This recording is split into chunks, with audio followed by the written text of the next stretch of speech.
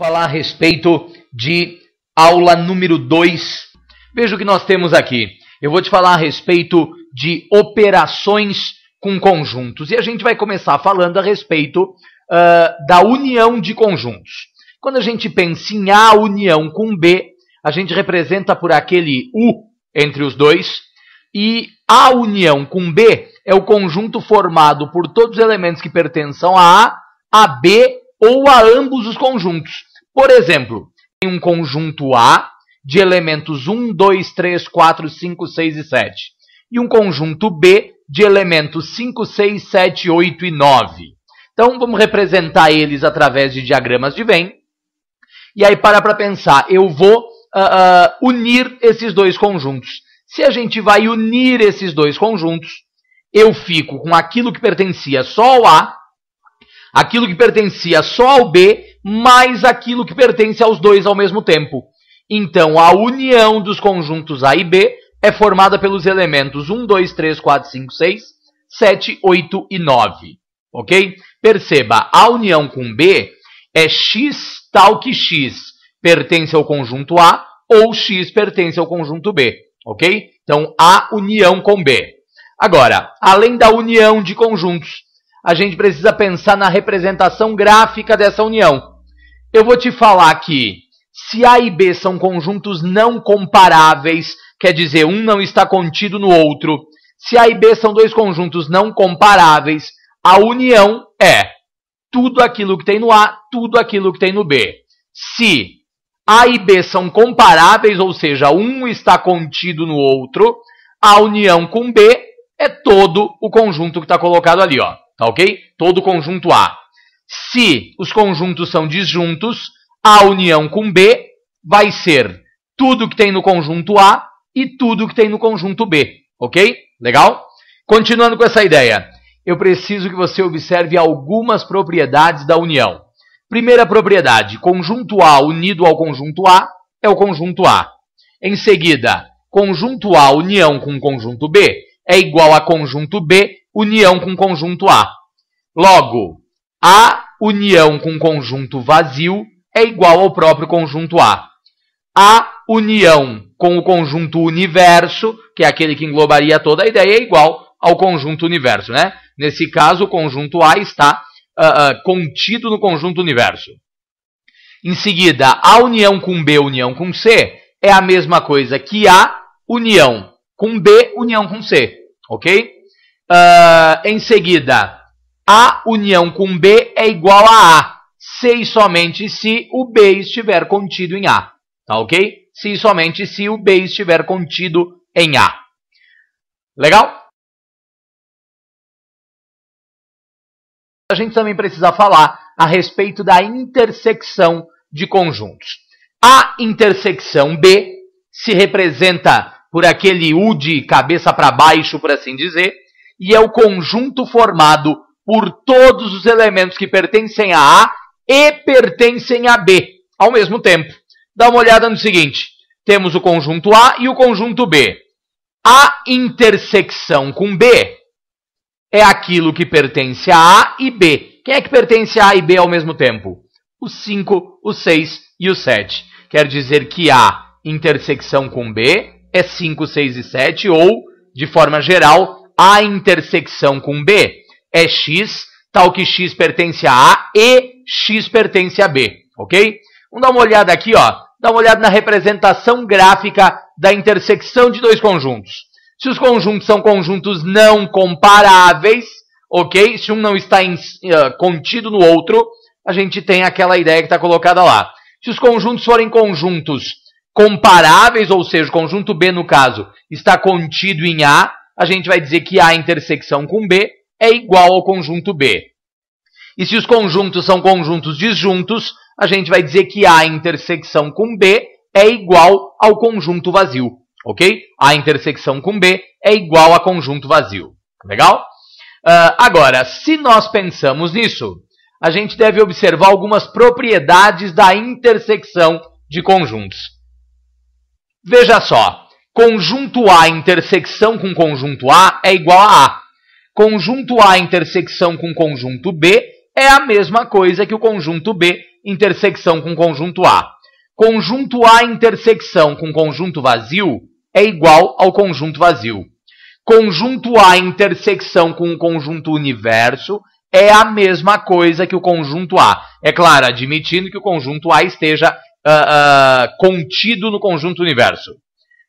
Conjunto A intersecção com B, tudo isso intersecção com C, é igual a A intersecção de B com C. Tá ok? É a mesma coisa que A fazendo intersecção com a intersecção de B e C. Legal? Em seguida, A união com B intersecção com C é igual a A união com B intersecção com A união com C. Ok? E A intersecção com B união com C também pode ser definido como A intersecção com B unido a A intersecção com C. Legal? Essas são as propriedades da intersecção. Em seguida, eu preciso te falar a respeito da diferença de dois conjuntos. Veja, o conjunto A menos B, que se representa por uma subtração, é o conjunto formado por todos os elementos que pertencem ao A e não pertencem ao B. Então, dá uma olhada, eu tenho o conjunto A e tenho o conjunto B. O que é que vai acontecer? Dados esses dois conjuntos, a gente tem ali os seus elementos. Quando nós pensarmos em A menos B, é aquilo que tem no A e que não tem no B. Ok? Aquilo que tem no A e que não tem no B. Logo, A menos B são os elementos 1, 2, 3 e 4. Quer dizer que, de forma geral, A menos B é X, tal que X pertence ao conjunto A e X não pertence ao conjunto B. Ok? X tal que X pertence a A e X não pertence a B. Ok? Diferença de conjuntos. Veja o seguinte. O conjunto B menos A, que se representa com um sinal de subtração, são os elementos que pertencem ao B e não pertencem ao A. A ideia trocou agora. Então, dá uma olhada no seguinte. Conjunto B menos conjunto A é tudo aquilo que tem em B menos o que tem em A. O que significa dizer que A menos B é diferente de B menos A. Ok? A menos B é diferente de B menos A. B menos A são os elementos, no caso, 8 e 9, ou de forma geral, X, tal que X pertence a B e X não pertence a A. Ok? Então, A menos B e B menos A são diferentes. Agora, a representação gráfica em conjuntos não comparáveis, ok? A representação gráfica em conjuntos não comparáveis é tudo aquilo que está no A e que não pertence ao B. Se os conjuntos forem comparáveis, ou seja, um está contido no outro, tá lá, ó, conjunto A, tira fora o conjunto B, descarta ele. E se os conjuntos são disjuntos, a gente vai dizer que o conjunto A menos o conjunto B é o próprio conjunto A, ok? Conjunto A menos conjunto B é o próprio conjunto A.